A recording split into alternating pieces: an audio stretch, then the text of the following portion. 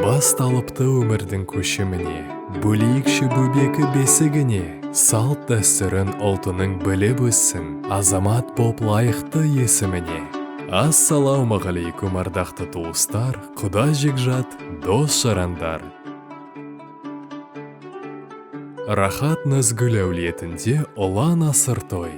Немереміз Әбду Саматтың 40 суы бесік тойының қадірлі қонағы болуға шақырамыз.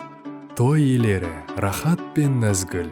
Той салтанаты 2022 жылдың 3 қаңтар күні Алматы қаласының микрорайон Мәдениет 184 көшесі Мәдениет мейрамханасында сағат 12:00-де басталады.